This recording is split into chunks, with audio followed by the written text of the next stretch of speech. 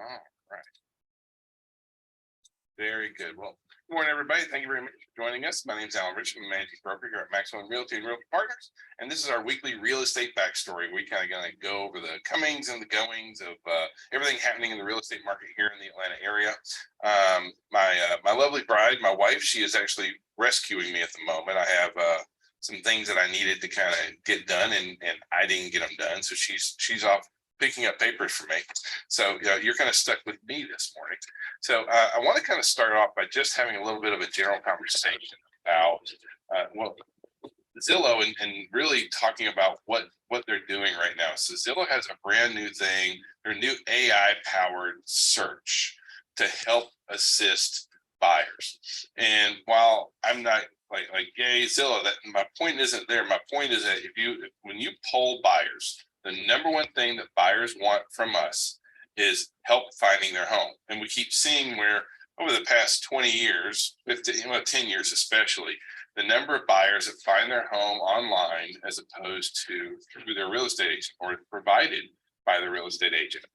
So the realtors, how many of us actually find their homes for them has been going down for, forever. For as long as we've had the internet, we've seen where the internet folks finding their internet home searches is continuing to grow, and where the importance of the realtor finding the home for our buyers is declining. And that's a trend that we need to fix, because our buyers, like when you poll them, they say the number one thing I need help with. Yes, we definitely want your advice. We want we need help with the negotiation. We need help with the price point, but really help us find the house. And so we have to understand that that's what's really, really important to our buyers is that it is that feature. So seeing that Zillow is going after that is one of those things that on one hand, I understand, because I think it's being smart. But on the other, I hate that we aren't the ones that are really driving that, and we really should be. So I do want to kind of encourage us that setting up property alerts for all of our clients, engaging with them. Property alerts is going to be your biggest friend. You need to do property alerts. All right, let's move on. So the Fed this past week, they have, first of all, the inflation numbers came out, and you can kind of see what's happening with inflation. It is trending down. It has been painful for real estate, much more so than for most industries, but we're seeing where interest rates, inflation is boop, boop, boop, boop, boop, and that's been a very, very positive for it. Now, the Fed came out on Wednesday, and also what they did was they raised the federal funds rate by a quarter point, saying, listen, inflation is not over yet there, but we had been going through 75 basis points each time, and now they went down to just a quarter point. And so that in and of itself, even though it's like, okay, the Fed raised their federal funds rate, that doesn't directly correlate to real estate, especially to 30-year mortgage rates. It does, in a version of it, but realistically, no, it really doesn't hit it, because that's not the only thing driving interest rates. In part, one of the other things driving interest rates actually is jobs. Our jobs report was phenomenal. It came out, basically just destroying all the estimates, and actually unemployment hit a 53-year low. So that is just staggering. So jobs is one of the things that's really continuing to drive the economy, and it really does drive both residential and commercial real estate. The only negative there is that because of jobs, that's one of those things that continues to hold inflation kind of where it is right now. All that being said, even though they raised it a quarter point, interest rates still came down last week. So we came in at a 6.09. As a matter of fact, looking today, it looks like we're just about to push into that 5% territory. It'll be at the high fives, but still, that's going to be a really, really important number for us. Now, I see us moving more into the fives, as the summer goes along, and that's going to be really, really powerful for us moving ahead, because 5.5 is like the sweet spot for us. At 5.5 is when things really start to open up. That's when our buyers will be much more encouraged, that their buying power goes a lot more. And for the sellers at 5.5, that's a number that they see very positive as well on there. So The S&P CoreLogic Case-Shiller home study came out. And so like if you look at the news immediately, it will say like property values dropped by 0.6 of a percent, 0.6 of a percent they dropped. And so, yeah, it did month over month kind of thing. However, even nationally, property values were up 7.5%. If you look at, the U.S. national number, it's 7.5%. If you look at Atlanta, here in the Atlanta MSA, we're still 12.5% property value increase year over year. And honestly, that's really more than we really need it to be. We really want to see our property, traditionally property values increased by about 4.5% in the last 50 years. And so we're still 3 times the property value appreciation. And even though there may be some markets in the US that are seeing different declines, you can see that San Francisco's down, things like that. Atlanta and Georgia in particular we're not in that same boat. And I'll show you why here in just a minute as well. Pending sales, actually for the first time in 6 months are trending up. Whew, praise Jesus. All right, I'm super happy about that. And so you can see that, that has been really, really excellent. So, here in the South, we're improving by about 6.5%. Overall, pending sales are still down, but the fact that we are trending in the right direction, I know that here at the brokerage level, we're really seeing a lot of that as well. Our January just blew the doors off of what we were doing in December, and we're actually really trending up into last year right now. So that's really good news that we kind of see kind of coming on the horizon. Now look at the rest of the national data here, and these are national data. This is from Redfin kind of thing. You see that median sales price nationally is still up about 1%. However, listing prices is up about 3%. So we still see that 2% difference between what our sellers are asking for and what they actually ultimately end up selling for. Pending sales are still down about 23% year on year, but it's hard to tell in this graph, but those numbers are starting to come together. We're moving in the right direction. So those pending sales numbers are starting to move in the direction that we really need to see them. And so that's a welcome movement that we see there. New listings for homes are still down 17%. And so as weird as it sounds, interest rates are really part of the issue that's driving why new listings are down. If you have an interest rate at 3.5%, do you really want to go and find a mortgage at 6%? So that's why moving into that 5.5% range is really, really healthy for us. 37% of pending contracts, basically a little over a third of our contracts are under contract within 2 weeks. So the biggest piece of our contracts, and so that still shows that there is still so much demand in our marketplace. And so we're not in a bad place at all on there. 55.6% of listings have price drops. And so that's more than the past couple of years for sure. But that being said, it's still traditionally not that out of whack. We are trending up over year and that kind of thing. But a lot of that shows because we have, when the new inventory comes on the market, it's getting gobbled up as long as it's priced right, in good condition, it goes. And for the folks who are like, hey, let's just throw this price out here and be like just because I want to, and it's not based on comparables, that's not gonna help us at all in there.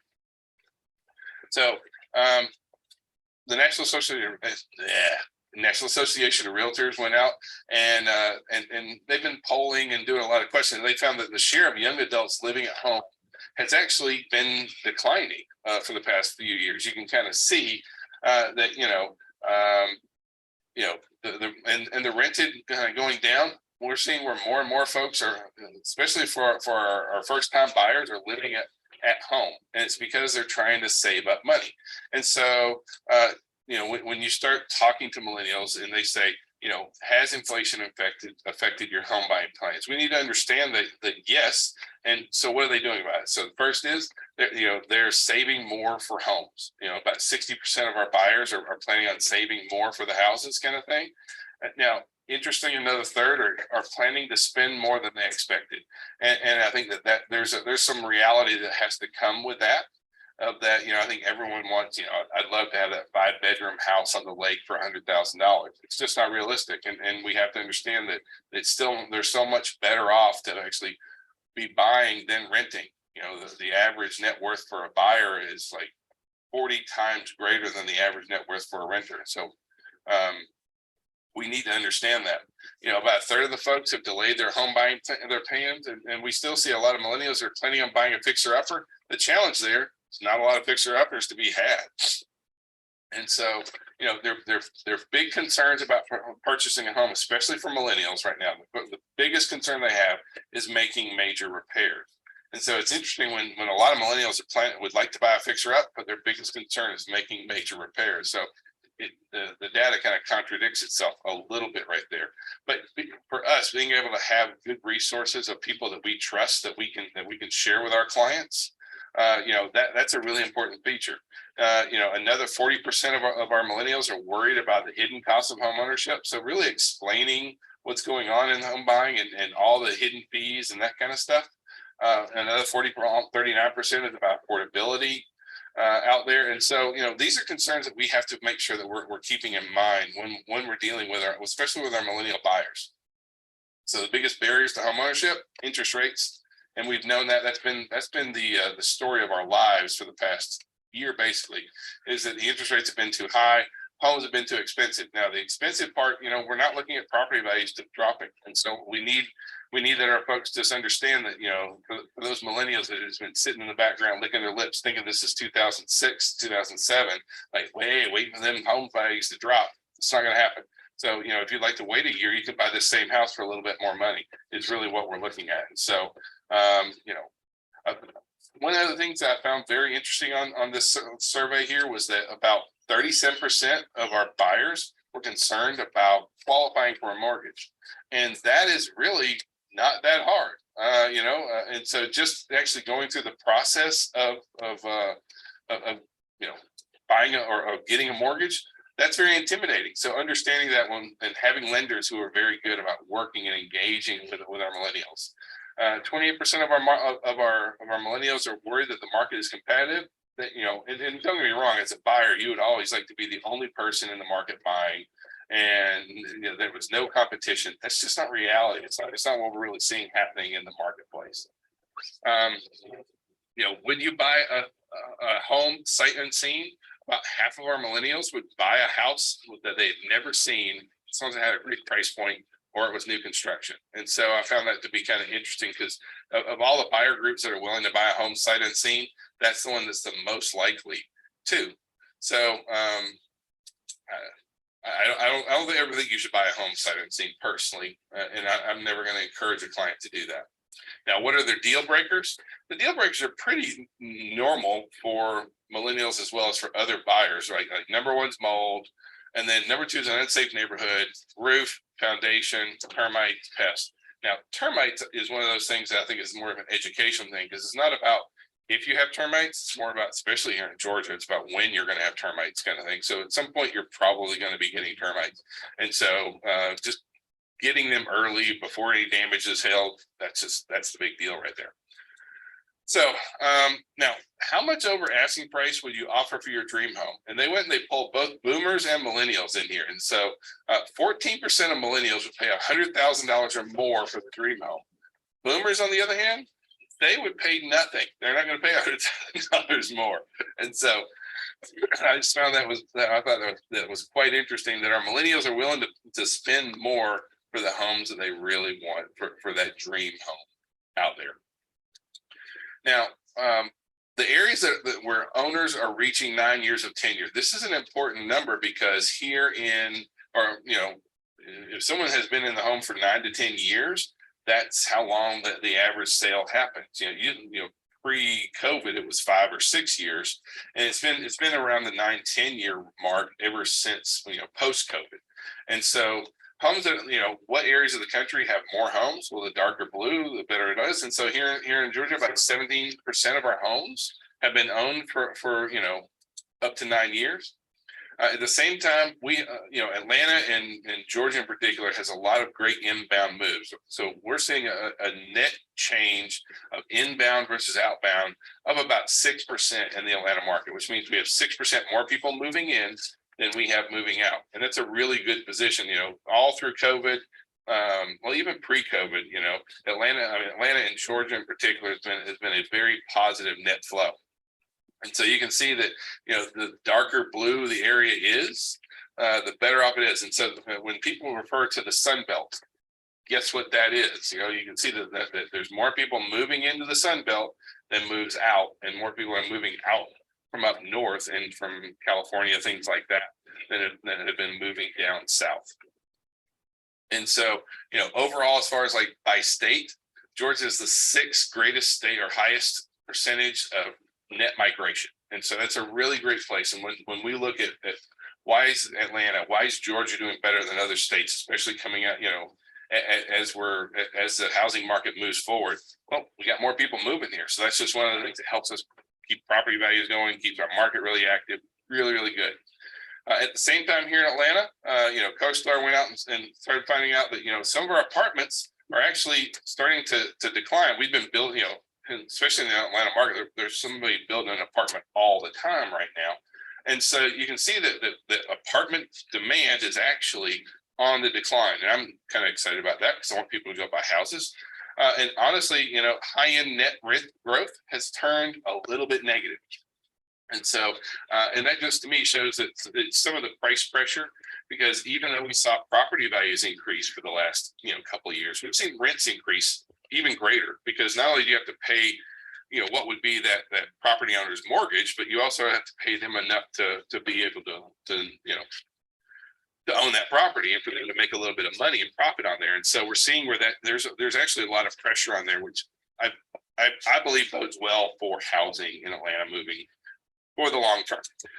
Now this week we have CE classes every single day. So this is week 2 of our relaunch, our post-license class here at the airport office. So today, if you wanted to catch the Ultimate Buyer System, you can catch that virtually.